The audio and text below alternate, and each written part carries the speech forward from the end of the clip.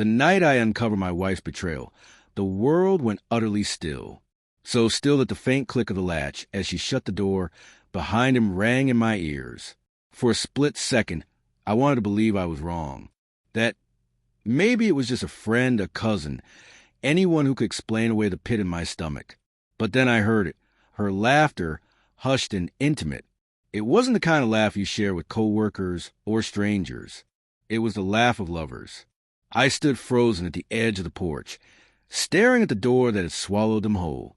My chest pounded so hard against my ribs that I had to clutch the railing just to stay upright.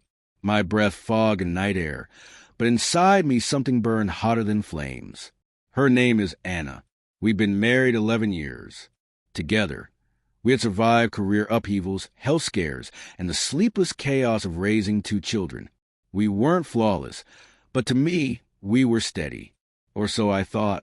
Lately, though, the signs had been there, subtle but undeniable. She lingered on her phone, angling it away when I came near. She wore new clothes, spritzed on new perfume, carried a new spark in her eyes. When I asked, she brushed me off with a chuckle. You're imagining things, James. It's just stress from work. Don't blow it out of proportion. And I wanted to believe her.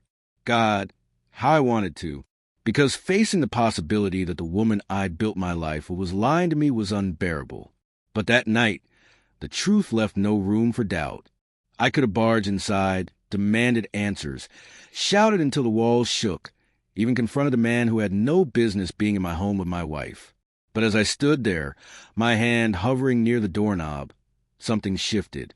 I didn't crave her excuses, her practice lies, or her fake tears. I wanted her to sit in silence, to feel the crushing emptiness I felt now. So I pulled the door closed, slow, deliberate, letting the latch click shut, locking them inside together. From my jacket, I pulled out a pen, the one I always carry for work, and tore a page from an old receipt pad I kept in the car. My hands trembled, not from cold, but from fury, and I wrote a single word. Enjoy. No pleading. No accusations. No theatrics. Just a blade of truth sharp enough to cut deep in the silence that would follow.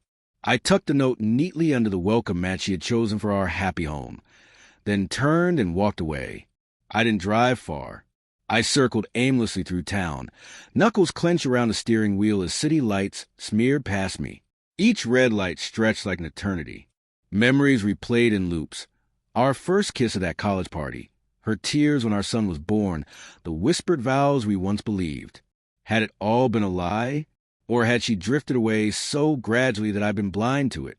Part of me longed to turn back, storm inside and force her to confess. But the part of me that had shut the door knew there was no undoing what I'd seen. Some betrayals don't bruise. They break. Sometime past midnight, my phone rang. Anna's name lit up the screen. My chest tightened, but I let it ring. Then again, and again. Finally, it went to voicemail. Her voice was frantic. James, where are you? What is this note? It's not what it looks like. Please come home. We need to talk. I laughed. Harsh and hollow, even startling myself. Not what it looks like. But I'd seen her. I'd seen him. And I'd seen her shut the door on me. On us. I deleted the voicemail. At dawn, I returned. Not for her, for the kids. I slipped into their room. They were still asleep, their faces peaceful and untouched by the storm waiting to shatter their world.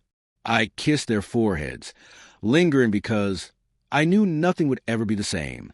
Anna was waiting in the kitchen, eyes red, hair disheveled, wearing the robe I'd bought her last Christmas.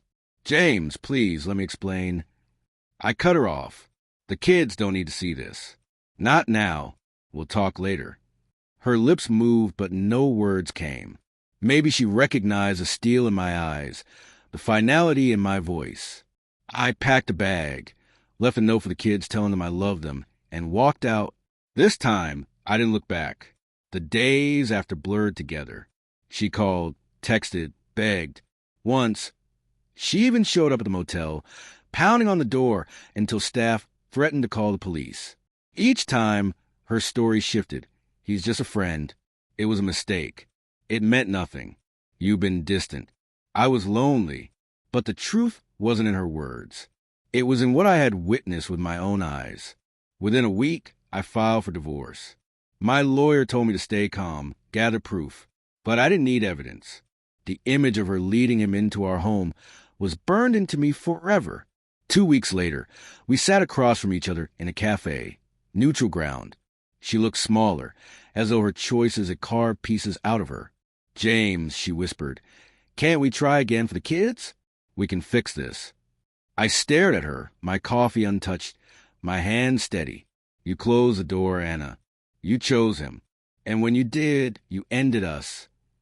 Tears slid down her cheeks. "I made a mistake. Don't throw away 11 years. I leaned forward, voice low but certain. "You didn't just make a mistake. You broke something beyond repair. And I won't teach our children that it's okay to stay where trust and respect no longer exist." She flinched as though the words had struck her. Maybe they had. That night, I returned to the empty house to collect more of my things. The silence pressed down on me, the walls echoing with memories I no longer wanted. As I packed, I found the note I had written. "Enjoy." She had kept it, tucked in a drawer, maybe as a reminder of when she lost me. I stood there holding that single word for a long time, realizing it was a period at the end of our story. I didn't feel rage anymore, not even grief, just clarity. Betrayal doesn't always end in screaming. Sometimes it ends with a closed door, a single word, and the quiet strength to walk away.